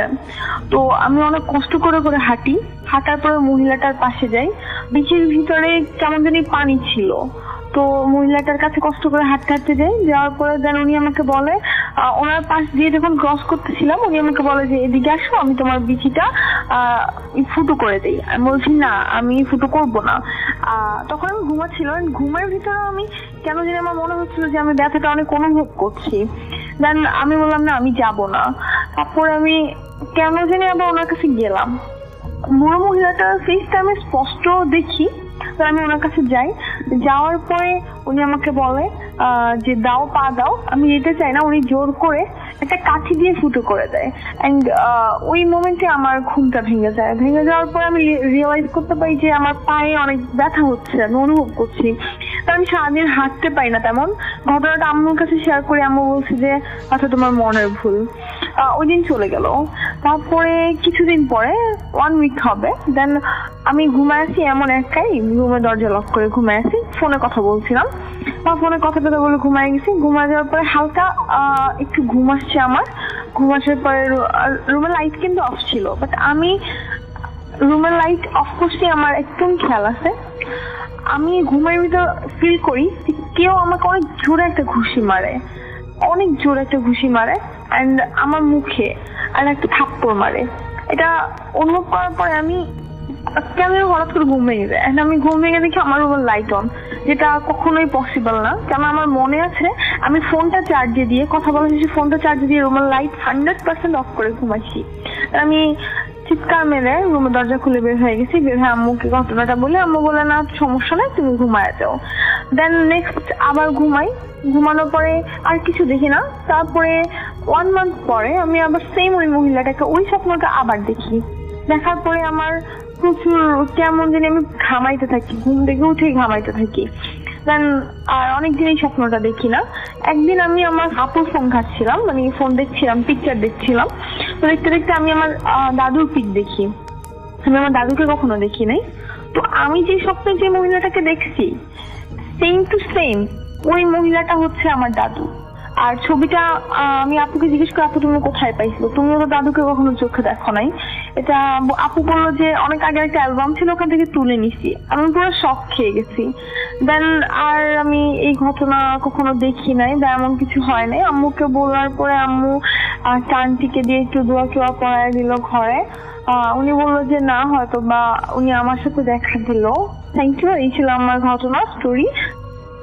আপনার আমাদের সাথে একটা নতুন আরো একজন অতিথি আছেন, আমি একটু পরিচয় করে দিই আপনার সাথে। আপনার নামটা প্লিজ একটু বলবেন এবং আপনি একটু জানান আমাদেরকে যে আপনি কোথা থেকে এসেছেন। থ্যাংক ইউ রাসেল ভাই, আমি জয়, মহাখালী থেকে। শুনি আপনার ঘরটা। আপনার হোম ডিস্ট্রিক্ট কোথায়? আমার হোম ডিস্ট্রিক্ট ভাইয়া আমি ঢাকাতেই থাকি। আমার হোম ডিস্ট্রিক্ট এটাই। ওকে, তো ঘটনায় যায়। তো ভাইয়া আমি যে ঘটনাটা বলবো সেই ঘটনাটা 2010 সালে যখন আমি এসএসসি এক্সাম দেই, তখন যখন আমি এসএসসি রেজাল্টের জন্য ওয়েট করতেছি তখন আমার সাথে এই ঘটনা ঘটে। তো ঘটনা বলার আগে আমি বলে নেই যে আমাদের ঘরে আমরা পরিবার, আমি এবং আমার মা আর বাবা, আর কেউ নেই। তো এখন যখন ঘটনাটা ঘটে তখন হচ্ছে দিনটা ছিল রবিবার।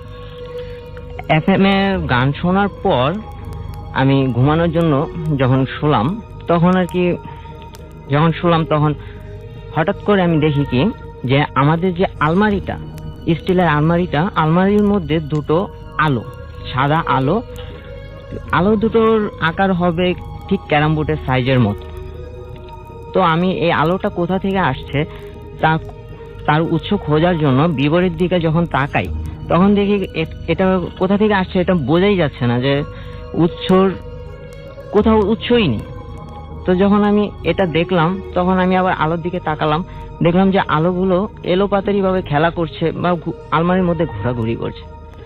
তো আমি একটু ঘাবড়ে যাই, কিন্তু ওরকম ভয় পাই না। হঠাৎ করে আলো দুটো অদৃশ্য হয়ে যায়। এ দেখে আমি আরো একটু ঘাবড়ে যাই, তবে ভাবলাম যে এটা হয়তো আমার মনের ভুল হতে পারে। এই ভেবে আমি আবার ঘুমানোর জন্য চেষ্টা করতেছি। তো আমি কাত হয়ে ঘুমানোর জন্য চেষ্টা করতেছি, এমন সময় হঠাৎ করে আমাদের ঘরের আলমারিতে ছোট্ট আলমারিতে আওয়াজ হয়, যেমন আপনি যদি হাত দিয়ে একটু টাচ করেন আলমারির গ্লাসকে, তো তখন যেভাবে আওয়াজটা আসে সেই আওয়াজটা। তো আমি আমার মোবাইলের আলো দিয়ে, ডিসপ্লের আলো দিয়ে যতটুকু সম্ভব দেখার চেষ্টা করি যে আসলে এটা আওয়াজটা কি জন্য আসছে। তো দেখলাম যে এখানে কোনো ইঁদুর বা বিড়াল বা কোনো মানুষই নেই, তো আওয়াজটা তো আসার কথা না। বাট আমি যাই হোক, আমি ভাবলাম যে হয়তো বা কোনোভাবে বাতাসে বা কোনোভাবে হয়েছে। তো আমি আবার ঘুমানোর জন্য চেষ্টা করতেছি, হঠাৎ করে শুনতে পাচ্ছি যে তখন আমার কাছে আওয়াজ আসছে যে আমি যে বিছানাতে শুয়ে আছি, বিছানার কিনার দিয়ে কেউ একজন হাত রাখছে। তো হাতে একবার আমার কাছাকাছি আসতেছে, আবার আমার কাছ থেকে দূরে হাতড়ে চলে যাচ্ছে। তো এই আওয়াজটা পেয়ে আমি একটু ভাবলাম যে হয়তো চোর হতে পারে। কিন্তু রাসেল ভাই, যদি চোর হয়, চোর তো একবার বা দুইবার করার কথা, 4-5 বার তো এই আসা যাওয়া করার কথা না, আমার 4-5 বার তো আওয়াজ আসার কথা না। তো আমি যখন এটা ভাবতেছি তখন হঠাৎ করে তো আমি আমার পাশ চেঞ্জ করলাম। পাশ চেঞ্জ করার পর তো আওয়াজটা যখন আমার কাছাকাছি আসার পর আমি আমার হাত দিয়ে থাবা দিয়ে ধরার চেষ্টা করি। তো যখন আমি ধরি তখন অবাক বিষয় যে আমি প্রায় ছোট 4টা কি 3টা আঙুলগুলো 1.5 থেকে 2 বছরের বাচ্চার হতে হবে এরকমই। তো হাতগুলো এত ঠান্ডা রাসেল ভাই, মনে হচ্ছে যে ফ্রিজের ডিপ থেকে বের করে আনা হয়েছে। আর সাথে সাথে এমন এক টান দিল যে আমাদের ঘরের পশ্চিম পাশে যে জানালাটা ছিল ওইটার দিকে এমন ভাবে টান দিল যে আমি ওই হাতের সাথে ছিটকে মনে হলো যে আমি উড়ে গিয়ে আমাদের খাটের স্ট্যান্ডের সাথে বাড়ি খেলাম। বাড়ি খাওয়ার পর আমি বিছানায় পড়ে গেলাম, পড়ে বাউন্স খেয়ে আবার বসে পড়লাম। তখন আমি কে বলে জোরে জোরে চিৎকার করতে থাকলাম। আর আমার বাবা মা এসে লাইট জ্বালিয়ে দেখলো যে ঘরে কেউ নেই। দরজা চেক করলো, দরজা বন্ধ। তো আমাকে জিজ্ঞাসা করতেছে কি হয়েছে। তখন আমার বলার কোনো শক্তি ছিল না। তো তখন আমি কে বলে চিৎকার করতে থাকলাম। তো আম্মু তখন আমাকে 1 গ্লাস পানি দিল। পানি দেওয়ার পর কিছুটা পরিস্থিতি যখন স্বাভাবিক হলো তখন আমি সব খুলে বললাম। আর রাসেল ভাই, এরপর আমি প্রায় 6 থেকে 7 মাস মা বাবার মাঝখানে ঘুমিয়েছি, খুব ভয়ে ছিলাম। এই ছিল আমার ঘটনা রাসেল ভাই। অনেক ধন্যবাদ আপনাকে। আপনি আছি আমাদের আজকের শেষ ঘটনায়। আপনার নামটা একটু বলবেন। আপনি পাবনা থেকে এসেছেন এটুকু আমার মনে আছে। নামটা বলে তারপরে আপনার ঘটনা শুরু করুন। আমি আব্দুল্লাহ মাহমুদ, পাবনা থেকে। যে এই ঘটনাটি আমার এক আঙ্কেল আমার সাথে শেয়ার করেছিল। যে আঙ্কেলের ওয়াইফের আর কি এক সময় কিডনির সমস্যা হয় এবং তিনি তার ওয়াইফকে ঢাকা এক স্বনামধন্য হসপিটালে ভর্তি করার পরে তাকে 7তলা মহিলা কেবিনে রাখা হয় এবং তার টেক কেয়ারের জন্য আঙ্কেল ওখানে থাকে। তো এই হসপিটালের নিয়ম ছিল যে রাত 8টার পরে কখনো মহিলা কেবিনে কখনো পুরুষ থাকতে পারবে না। তো ওখান থেকে ওখানে যারা দূর থেকে আসে তারা ওই হাসপাতালের কেবিনের সামনের বারান্দার কিছু অংশে আর কি বিছানা পেতে রাত যাপন করে। তো আঙ্কেলও 2টো কাঁথা জোগাড় করে বারান্দার একদম শেষ প্রান্তে যায়, মানে কাঁথাটা বিছায় ওখানে শুলে, মানে একটু শুয়ে নিলেন আর কি, কিন্তু তার ঘুম আসতেছিল না। তো তিনি চিন্তা করলেন যে একটু বাইরে যেয়ে একটু চা নাস্তা করে এসে তারপর একটু বিশ্রাম করি। তো তিনি একটু হসপিটালের বাইরে গেলেন, বাইরে গিয়ে চা নাস্তাকে সেরে আসলেন এবং আসার সময় দেখলেন যে তার বিছানার পাশে একটা বৃদ্ধ লোক বসে আছেন এবং খুব মন মরা অবস্থায় বসে আছেন। তো আঙ্কেল দেখি টবা খুলেন এবং তার বয়সে যেহেতু একটু বড় ছিল, তিনি বললেন, আঙ্কেল কোনো সমস্যা নাকি, এখানে বসে আছেন কেন? তো উনি লোকটি বললেন, দেখো বাবা, গরিব মানুষের কোনো দাম নেই, কেন তুমি একথা বলছেন কেন? তুমি বলছো যে দেখো টাকার অভাবে আমার স্ত্রীর চিকিৎসা হতেছে না। তো এই কথা বলতে বলতে উনারা দুজন আর কি একটু গল্প করলেন। গল্প করতে করতে রাত তখন প্রায় 1টা পার হয়ে গেছে। তো আঙ্কেল দেখলেন যে রাত অনেক হয়ে গেছে, কালকে আবার সকালে উঠতে হবে। তো আঙ্কেলকে বলে, আঙ্কেল রাত তো অনেক হয়ে গেছে, আপনি কি এখানেই থাকবেন নাকি যাবেন? লোকটি তখন বলল যে তুমি শুয়ে পড়ো, আমি চলে যাচ্ছি। এই কথা বলে তিনি মানে দাঁড়ায় গেলেন এবং দাঁড়ায় আঙ্কেলের দিক মুসকি একটা হাসি দিলেন আর কি। সেই হাসিটার মধ্যে কি অনেক বুক ফাটা কষ্ট ছিল আর কি। তো এই হাসিটা মাঝে মাঝে তারপর যা ঘটলো তা মানে আঙ্কেল এখন বিশ্বাস করতে পারে না যে লোকটি 7 তলা থেকে নিচে ঝাঁপ দিল আর কি। এবং তিনি তো পুরো হতবাক, যেটা কি হলো। তিনি তার দৌড়ের নিচে তাকালেন, দেখলেন যে নিচে বৃদ্ধ লোকটি পড়ে আছে। তো দৌড়িয়ে তিনি তাড়াতাড়ি নিচে গেলেন, নিচে যাবে এবং নিচে যা দেখেন যে কোনো কেউ নাই। তো পাগলের মতো তন্ন করে খুঁজতে থাকলেন, কিন্তু কাউকে কিছু দেখতে পেলেন না। এবং তাকে খোঁজাখুঁজি দেখার পরে ওই হসপিটালের একটি বয় তাকে জিজ্ঞেস করলেন, ভাই ওখানে কি খুঁজছেন? তো তখন তিনি সব ঘটনা তাকে খুলে বললেন এবং খুলে বলার পরে তিনি বললেন, ও ভাইয়া আপনিও দেখছেন কি? আঙ্কেল বললেন, আপনি দেখছি মানে? বলছে যে প্রায় 2 বছর আগে এই 7 তলা থেকে একটা লোক ঝাঁপ দিয়ে আত্মহত্যা করেছিলেন তার স্ত্রীর টাকা, চিকিৎসার টাকা জোগাড় করতে না পড়তে পারে। তারপর থেকে এই 2-1 লোক তাকে এই অবস্থায় দেখেন। Thank you very much. একজন নতুন অতিথি এই মুহূর্তে আমাকে জয়েন করেছেন, আমি চলে যাচ্ছি সরাসরি তার কাছে। আপনার নামটা প্লিজ একটু বলবেন এবং আপনি কোথা থেকে এসেছেন? আসসালামু আলাইকুম, আমি সৈয়দ সাইফুল ইসলাম, আমি মিরপুর থেকে এসেছি। শুনি আপনার ঘটনা। ঘটনাটা হচ্ছে 2008 সালের প্রথম দিকে আমি আমার দ্বিতীয় উপন্যাস লেখার সময় আমি বরিশালের একটা প্রত্যন্ত অঞ্চলে গিয়েছিলাম। আচ্ছা। আমার মামা বাড়িতে। তো সেখানে প্রথম দিন রাত্রেবেলা যখন আমি লিখতে বসলাম, তো রাত্রে মার্চের সময়টা সাধারণত একটু ঝিঝি পোকা অনেক ডাকে, অথবা মফস্বলে একটু প্রত্যন্ত অঞ্চলে দেখবেন যে শিয়াল ডাকে, তারপরে অন্যান্য পোকার মতো অনেক শব্দ হয়। তো আমার মামা বাড়িটা হচ্ছে টিনের, ডুপ্লেক্স বাড়ি, টিনের কাঠের ঘর। তো আমি যেই রুমটাতে বসতাম সেই রুমটাতে হচ্ছে টিনের বাইরের দিকটাতে একটা জানালা আছে, টেবিলের পাশে আমি বসতাম রাত্রেবেলায় লিখতে। তো প্রথম দিন রাত্রেবেলা ঠিক 12টার সময় ঝিঝি পোকা ডাকছে, প্রচুর পরিমাণে ঝিঝি পোকা ডাকছে, শিয়ালের শব্দ। হঠাৎ করে সবকিছু বন্ধ হয়ে গেল, একদম চুপ, কোয়াট। বন্ধ হয়ে যাওয়ার সাথে সাথে কর্কশ শব্দে একটা পাখি ডেকে উঠলো, অনেকক্ষণ ধরে ডাকলো পাখিটা, খুবই কর্কশ শব্দটা শুনে আমার গায়ে কাঁটা দিয়ে উঠলো। কিন্তু তখন ব্যাপারটাকে ওইভাবে গুরুত্ব দিলাম না, ঠিক আছে এটা তো হতেই পারে, মফস্বল একটা। তো কিছুক্ষণ থাকার পরে আবার সিচুয়েশনটা ইজ আউট করলো, একই রকম ঝিঝি পোকার ডাক, তারপর অন্যান্য শব্দটা শিয়ালের ডাক শুনতে পেলাম। তো সেদিন রাত্রেবেলা এই জিনিসটাকে নোটিস করলাম না। দ্বিতীয় দিন যখন আমি আমার গল্পটা লিখতে বসলাম, ওই গল্পের একটা সিকোয়েন্স ছিল এরকম যে একটা দুর্ঘটনা হয়, দুর্ঘটনায় পুরো পরিবার মারা যায়, গাড়ির ভেতরে যারা থাকে পুরো পরিবার মারা যায়। ওই সিকোয়েন্সটা আমি যখন রাত্রেবেলা লিখতে বসলাম, আমি সম্পূর্ণ মশগুল হয়ে সিকোয়েন্সটা লিখছি। তো আগে রাতে যেহেতু কোন বিদ্যুৎ চলে যায়নি, তো আমি ওইভাবে তৈরি ছিলাম না। তো ওই রাতে যখন আমি ঘটনাটা লিখছি, গাড়ির সাথে ধাক্কা লেগেছে, মানে একটা পরিবার সম্পূর্ণ রক্তাক্ত অবস্থায় পড়ে আছে, এরকম একটা সিকোয়েন্স লিখছি। ঠিক সেই সময়টায় যে ঝিঝি পোকার শব্দ, অন্যান্য শিয়ালের শব্দ, যে শব্দগুলো সম্পূর্ণ নিস্তব্ধ হয়ে গেল, সাথে সাথে কারেন্ট চলে গেল।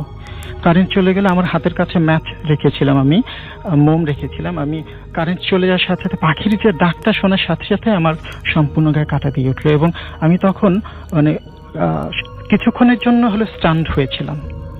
আচ্ছা, তো তারপর যখন আমি ম্যাচটাকে ধরলাম লাইট করার জন্য, ক্যান্ডেলটা, আমার হাত থেকে ম্যাচটা পড়ে গেল, এবং তৎক্ষণাৎ আমার জানালা থেকে আমি শুনতে পেলাম একটা রোরের শব্দ। আসলে ইউজুয়ালি কোনো প্রাণী এইভাবে গড় গড় করে শব্দ করে না, যেটা আমি শুনতে পেলাম। তো এটা শুনতে পেয়ে আমি আরো ভয় পেয়ে আমার মেরুদণ্ডে দিয়ে একটা শীতল মানে একটা মানে বয়ে যাওয়ার পরে তখন আমি করলাম কি, মানে তাড়াহুড়ো করে মাটি থেকে ম্যাচটা কুড়াতে চেষ্টা করলাম। করার পরে কিছুক্ষণ পরে পাখির ডাকটাও বন্ধ হয়ে গেল, ইলেকট্রিসিটিও চলে আসলো। ইলেকট্রিসিটি চলে আসার পরে আমি আশেপাশে সম্পূর্ণ ঘুরে দেখলাম, কিন্তু আসলে কোনো কিছু আমি পেলাম না। পরের দিন ওখানে আমি এই ব্যাপারটাকে ওইভাবে গুরুত্ব দিলাম না, এটা হতেই পারে, কোইন্সিডেন্স একটা এরকম হতেই পারে, ইলেকট্রিসিটি চলে যাবে, এরকম একটা শব্দ শুনবো, তো এটা হতেই পারে। তো এটাকে ওইভাবে গুরুত্ব না দিয়ে পরের দিন ওই এলাকার প্রাথমিক বিদ্যালয়ে খেলাধুলা হচ্ছিল, খেলাধুলার পুরস্কার বিতরণী অনুষ্ঠান চলছে। তো পুরস্কার বিতরণী অনুষ্ঠান দুপুরের মধ্যে শেষ হওয়ার পরে সন্ধ্যার পরে ওদের সাংস্কৃতিক অনুষ্ঠান শুরু হলো। তো আমার কাজিনরা যারা ছিল, মামা মামি, তারা বললো যে ঠিক আছে আমরা খাওয়া দাওয়া করে ঘুমায় যাই, তোমরা অনুষ্ঠানটা দেখতে যাও। ওদের সাথে আমি গেলাম। আমাদের সাথে শুধু একটা টর্চ, মোটামুটি জ্যোৎস্না আছে আর আমরা 4 জন আছি সাথে। তো চিন্তা করলাম যে ঠিক আছে, সমস্যা নেই, একটা টর্চই হবে। আমার ফোন নিয়ে আমরা স্কুলে গেলাম। স্কুলটা হচ্ছে আমাদের মামা বাড়ি থেকে মোটামুটি 150-200 গজ মাঝখান থেকে দেখা যায়, কিন্তু রাস্তা দিয়ে যেতে হলে পরে আমাদের মামা বাড়ি থেকে, মামার ঘর থেকে মোটামুটি 50 গজের মতো হেঁটে তারপরে ইটের রাস্তা পেছনে আছে, ইটের রাস্তায় উঠতে হয়। ইটের রাস্তায় উঠে স্কুলে যাওয়ার সময় প্রথমে ডান দিকে মোড় নিতে হয়, মোড় নিয়ে তারপরে কিছু দূর যাওয়ার পর স্কুলটা। তো ওই দিন অনেক লম্বা সময় ধরে অনুষ্ঠান চলছে, রাত তখন 11:30 বাজে। আমার খুব বোরিং লাগছিল, এই জন্য আমি আমার কাজিনদেরকে বললাম যে ঠিক আছে তোমরা অনুষ্ঠান দেখো, আমি চলে যাই। ওরা বললো যে ঠিক আছে, আর কিছুক্ষণ থাকো না, দেখি এই শেষ হয়ে যাবে কিছুক্ষণের মধ্যে। তো দেখি যে 11:55 বেজে গেছে, আমার আর একদমই ভাল লাগছিল না।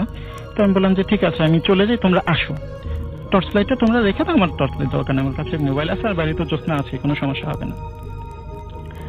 তো আমি ঠিক যখনই রাস্তায় উঠলাম স্কুলের কম্পার্টমেন্ট ছেড়ে, ইলেকট্রিসিটি চলে গেল।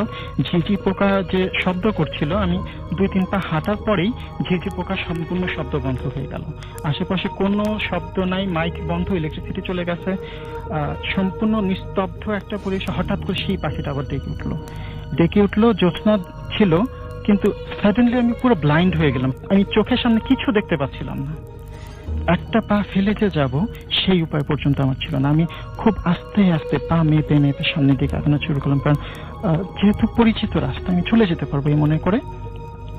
মোবাইলে ব্যাটারি এত লো ছিল যে মোবাইলটাও এলো বন্ধ হয়ে। মোবাইল বন্ধ হয়ে যাওয়ার পরে চিন্তা করলাম যে আচ্ছা ঠিক আছে, সমস্যা নেই, আমি তো রাস্তা চিনি, আস্তে আস্তে আগাই। তুমি হাঁটছি অনেকক্ষণ হয়ে গেছে। অনেকক্ষণ হাঁটার পরে আমার মনে হলো কি ব্যাপার, আমার মামা বাড়ির ওই রাস্তাটা পর্যন্ত যেতে তো আমার এতক্ষণ লাগার কথা না। তো কিছুটা খটকা লাগলো মনের ভিতরে, আছে এতক্ষণ লাগবে কেন? আমি আসলে কিছুই দেখতে পাচ্ছি না, আমার আশেপাশে ডানে বামে কোনো কিছুই দেখতে পাচ্ছি না। হঠাৎ করে আমার কাছে একটু ভয় লাগলো, শরীরের ভেতরে কেমন জানি গা ছমছম করে উঠলো। তো আমি করলাম আয়াতুল কুরসি পড়া শুরু করলাম। যখনই আয়াতুল কুরসির মাঝামাঝি পর্যায়ে এসেছে, আমি কোন একটা গাছের সাথে প্রচন্ড জোরে বাড়ি খেলাম। বাড়ি খেয়ে কপালে হাত দিয়ে বসে পড়বো, বসে না পড়ে দাঁড়াইলাম। দাঁড়ায় ভালোভাবে আয়াতুল কুরসিটা তখন একটু স্পিডে পড়া শুরু করলাম। তো দেখলাম যে আমি আসলে যেখানটা দাঁড়িয়ে আছি, সামনে একটা কবরস্থান, ভেতরে দেখা যাচ্ছিল না কবরস্থানে কয়টা কবর আছে, আর কয়েকটা বাঁশ ঝাড় আছে রাস্তার এই পাশ থেকে ওই পাশে চলে গেছে। একটা বাঁশ নিচের দিকে থাকে, ওই বাঁশটার সাথে আমি ধাক্কা খেয়েছি। তো আমি বললাম যে না, মামার বাড়ি এই রাস্তা তো বাঁশ থাকার কথা না, বাঁশ গাছ থাকার কথা না, রাস্তাটা তো নিতেন ক্লিন, দুই পাশে গাছ আছে ঠিক আছে, কিন্তু এরকম কোনো কিছু তো নাই। তো আমি আয়াতুল কুরসি পড়ছি, তারপরে পিছনে ফিরে তাকাইলাম। পিছনে ফিরে তাকানোর পরে দেখি যে ওই যে দূরে পিছনে আমি আমার মামার বাড়ি যে ঢোকার এন্ট্রিয়েন্সটা সেটা ফেলে এসছি। ওই মানে এই জায়গাটা আসার জন্য ওই এন্ট্রিয়েন্স থেকে তীক্ষ্ণ একটা বাঁক নিতে হয় ডান দিকে। আমি যে এত দূর এসেছি, এই পর্যন্ত এসেছি, আমি একটাবারের জন্য বুঝতেও পারিনি যে আমি ডান দিকে বাঁক নিয়ে এই জায়গাটা পর্যন্ত এসেছি। পরিবেশটা খুব থমথমে হয়ে গেছিল, সেটা আপনি খেয়াল করেছিলেন যে জ্যোৎস্না ছিল, হঠাৎ করে সেই জ্যোৎস্না নেই, জ্যোৎস্না ছিল, জ্যোৎস্না শব্দ ছিল, শব্দ নেই, পাখির ডাকটা কন্টিনিউ চলছে, ঝিঝি পোকা ডাকছে না, শিয়াল ডাকছে না, সম্পূর্ণ একটা অদ্ভুত পরিবেশ। তো আমি যখন আয়াতুল কুরসি পড়ছিলাম ঠিক তখনই গিয়ে আমি ওই বাসের সাথে বাড়িটা খেলাম। বাড়ি খাওয়ার পরে তারপরে যখন আমি পেছনে ফিরে তাকালাম, তখন আপনি বুঝতে পারলেন অনেক দূর চলে এসেছি, এবং তখন জ্যোৎস্নাটা আমি দেখতে পাচ্ছি যে হ্যাঁ জ্যোৎস্না আবার আলো দিচ্ছে। তো তখন মনে হলো এরকম একটা কোইন্সিডেন্স হতেই পারে, জ্যোৎস্না তো মেঘের আড়ালে ঝেঁকেই যেতে পারে, কিন্তু তখন পর্যন্ত কিন্তু পাখি ডেকেই চলেছে, এবং ওই দিনই আমি অনেক লম্বা সময় ধরে পাখিটাকে ডাকতে শুনছি। তো আমি ঘুরে যখন আবার পেছনের দিকে আসতে থাকলাম, আমি শুনলাম ওই যে আগের রাতে যে শব্দটা শুনেছি, কেমন একটা শব্দ, সেটা আমার পেছন পেছন আসতেছে। তো আমি করলাম কি, নিজেকে আরো শান্ত করলাম, আরো শান্ত করে একদম ভয় পাওয়ার কোনো ভাব নিজের মধ্যে তৈরি করলাম না, খুব শান্তভাবে যে গতিতে আমি ওই পর্যন্ত গিয়েছিলাম তার থেকে দ্রুত গতিতে, আস্তে আর কি, মন্থর গতিতে আবার বাড়ির দিকে ফিরতে শুরু করলাম। আমি কিন্তু আয়াতুল কুরসি কন্টিনিউসলি পড়ছি। যখনই একবার শেষ করছি, শেষ করে আরেকটা শুরু করার মাঝখানে ওই শব্দটা মনে হচ্ছিল আমার কানের কাছে চলে এসছে, কান পর্যন্ত চলে এসছে। আবার যখন শুরু করতেছি আবার পিছনে চলে যাচ্ছে। এইভাবে করে আমি যখন আস্তে আস্তে আস্তে আস্তে আমার মামার বাড়ি পৌঁছানোর পরে যখনই দরজাটা ধাক্কা দিলাম, ঠিক তখন ইলেকট্রিসিটি চলে আসলো, শব্দ, ঝিঝি পোকা ডাকছে, শিয়াল ডাকছে, মাইকের শব্দ, মাইকে আবার শব্দ হচ্ছে, তো সবকিছু অ্যাজ ইউজুয়াল। তো তারপর আমি ভেতরে ঢুকলাম, ভেতরে ঢুকে আমার কাজিনরা তারপর ওরা চলে এসছে ততক্ষণে। তো চলে আসার পরে বললাম যে আসলে এরকম এরকম একটা ঘটনা হয়েছে, আসলে অতদূর পর্যন্ত আমি চলে গিয়েছিলাম। তো এই শব্দটা আমার মানে এই কথাটা আমার মামি ঘুমিয়েছিল, কিন্তু সে উঠে গিয়েছিল, আমরা ঘরে ঢুকেছি শব্দ পেয়ে, সে দৌড়ে এসছে আমাকে, এই দৌড়ে এসে জড়ায় ধরলে বললো যে তোমার কোনো ক্ষতি হয় না তো, কোনো অসুবিধা হয়নি? তো আমি না, তো সে আমার জন্য পরা পানি নিয়ে আসলো, যে মফস্বলে যে জিনিসটা হয়। তো আমি খাইলাম, তাকে অন্তত পক্ষে শান্ত করার জন্য খাইলাম। খাওয়ার পরে বললাম যে আসলে ওইখানে কি কোনো সমস্যা আছে কিনা। তো উনি বললেন যে না, এখন আর কোনো কথা নেই, এখন আজকে লিখতেও বসো না, আজকে ঘুমায় যাও। তো আমি চিন্তা করলাম ধুর কি করবো, সমস্যা নেই। তো আমি আমার লেখাটা রাত্রবেলা লিখলাম, লিখে সকালবেলা ঘুম থেকে ওঠার পরে উনি আমাকে বললেন কিছুদিন আগে ওই জায়গাটাতে দুটা মেয়েকে কবর দেওয়া হয়েছে, মেয়ে দুটোর সম্পূর্ণ অপমৃত্যু হয়েছিল। তারা প্রথমবার দাদা বাড়িতে বেড়াতে গিয়েছিল, বেড়াতে যাওয়ার সময় ওইখানে যে যেতে হয় সম্পূর্ণ নৌকা করে, মানে একদম রুট এলাকায়, খুবই ট্রান্সপোর্টেশন খুবই বাজে অবস্থা। তো নৌকায় করে যেতে হয়, লঞ্চ থেকে নেমে তারা নৌকায় করে যখন তাদের বাড়ির ওই ঘাটে উঠছিল, তখন দুইজন একসাথে ওই নদীতে পড়ে যায়। পড়ে যাওয়ার পরে ওইখানে তারা প্রায় 7 দিন পর্যন্ত ফায়ার সার্ভিস থেকে শুরু করে নিজেদের উদ্যোগে জাল দিয়ে সম্পূর্ণ নদীটা চষে বেড়াইছে, কোনো জায়গায় তাদের বডি পর্যন্ত পায়নি। না পাওয়ার ফলে তো মোটামুটি মানুষজন যখন হাল ছেড়ে দিয়েছেন, আর পাওয়া সম্ভব না, ঠিক 7 দিন পরে ঠিক একই জায়গা থেকে মেয়ে দুটো ডেড বডি ভেসে উঠছে। মেয়ে দুটো ডেড বডি ভেসে ওঠার পরে ওদেরকে নিয়ে এসে ওইখানে কবর দেওয়া হয়েছে। ওইখানে কবর দেওয়ার পর থেকে আসলে খুব বিচিত্র ধরনের জিনিস ওইখানে ঘটতে থাকে, এবং দেখা গেছে যে এরকম একটা ঘটনা আমার মাতো ভাই নিজে দেখেছে, এবং এলাকা অনেকেই দেখেছে, যে একটা গরু দিনের বেলা, দুপুর বেলা গরুকে উল্টো করে ঘাড় মোটকে ধানের জমির ভেতরে ঢুকায় রাখছে। সুতরাং ওইটা নিয়ে সবার মানে একটা ভয় ছিলই সব সময়। তো তারপরে আপনি আসার পরে এই যে আপনার মামি আপনাকে মানে পড়া পানি খেতে দিলেন, তারপরে আপনি ওই গ্রামে আরো তো সময় ছিলেন বোধহয়, কিন্তু আর কোনো সমস্যা হয়নি? না, আসলে আমি পরের দিন এক্সপ্লোর করার জন্য গিয়েছিলাম, কিন্তু ওই জায়গাটা আসলে দিনের বেলাও গা ছমছমে একটা পরিবেশ থাকে ওইখানে। আচ্ছা, আপনি গিয়েছিলেন ওই জায়গায়? আমি আবার এক্সপ্লোর করার জন্য গিয়েছিলাম। দিনের বেলায় গিয়েছিলেন? দিনের বেলায় গিয়েছিলাম। আচ্ছা আচ্ছা আচ্ছা। ওইখানে দিনের বেলা তো গা ছমছমে একটা পরিবেশ। পাখির ডাকটা কেমন ছিল? পরিচিত কোনো পাখির ডাক না, নাকি? একদমই আননোন, একদমই আননোন। এটা আমার কাছে খুব অদ্ভুত লেগেছে কিন্তু, যে সমস্ত কিছু নীরব হয়ে যায়, যে শেয়ালের ডাক শোনা যায় গ্রামে, যেটা খুবই ন্যাচারাল, এবং ঝিঝি পোকার ডাক শোনা যায় আপনি বলছিলেন, হঠাৎ করে সব বন্ধ হয়ে গিয়ে একটা পাখির ডাক শোনা যাচ্ছে। এই জিনিসটা চিন্তা করলেই আসলে গাটা কেমন ছমছম করে ওঠে, রাইট? কিন্তু আমরা এই বিষয়টা নিয়ে বেশি কথা বলতে পারছি না, আমরা আমাদের আরেকজন অতিথি আছেন, সুতরাং আমরা টেক্সট না পড়ে আমাদের সবগুলো ঘটনা নিতে হবে, সেই জন্য আমরা ট্রাই করছি এবং আমাদের যাচ্ছি আমাদের পরবর্তী অতিথির কাছে। আপনার নামটা প্লিজ একটু বলবেন এবং আপনি কোথা থেকে এসেছেন? আসসালামু আলাইকুম, আমার নাম মোহাম্মদ মঞ্জুর ইসলাম, আমি ঢাকার উত্তরা থেকে আসছি। জি, শুনি আপনার ঘটনা। জি, এই ঘটনাটা হচ্ছে 2005 সালের ঘটনা। জি। তখন আমি আমার দুই খালা, আমার ছোট খালার শ্বশুর বাড়িতে আমরা যাচ্ছিলাম, আমি, আমার মা, আমার ওই খালা এবং আমার কাজিন। তো আমরা রাতের বেলা রওনা হয়েছিলাম। তো বাস যখন রাত 1টার মতো বাজে, তখন বাস যমুনা ব্রিজে প্রবেশ করে মাত্র। তো যখন বাস প্রবেশ করে ধীরে ধীরে বাসের গতি যখন বাড়তে থাকে, তো আমি নদীর দিকে তাকাই। আমার বাম পাশে জানলা ছিল, তো আমি নদী দেখার জন্য বাম পাশে তাকাই। তো আমার কাছে মনে হলো যে কোনো একজন লম্বা মতো কেউ আনুমানিক 100 মিটার দূরে, ঠিক আমার বাম পাশে আনুমানিক 100 মিটার দূরে খুবই লম্বা মতো কেউ দাঁড়িয়ে আছে।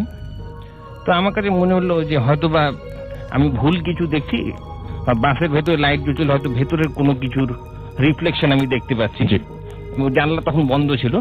তো আমি আসলে যা দেখি তাকে সত্যি কিনা আমি ওটা দেখার জন্য জানলাটা খুলে দিই।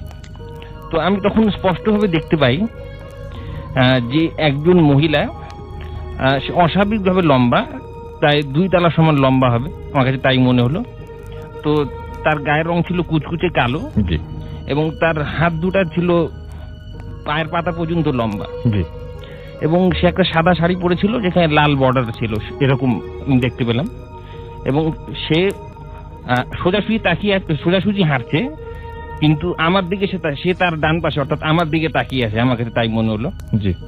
তো এবং সে বাসের গতি যখন ধীরে ধীরে বাড়ছে, সেও বাসের সাথে সাথে হেঁটে যাচ্ছে, এবং সে আমার দিকে তাকিয়ে ছিল কন্টিনিউয়াসলি, এবং বাস যাচ্ছে, সে বাসের সাথে সাথে যাচ্ছে। তো বাস পূর্ণ গতিতে যখন যাচ্ছিল, তখনও তার হাঁটার দেখে আমার কাছে মনে হলো যে সে স্বাভাবিকভাবে হেঁটে যাচ্ছে।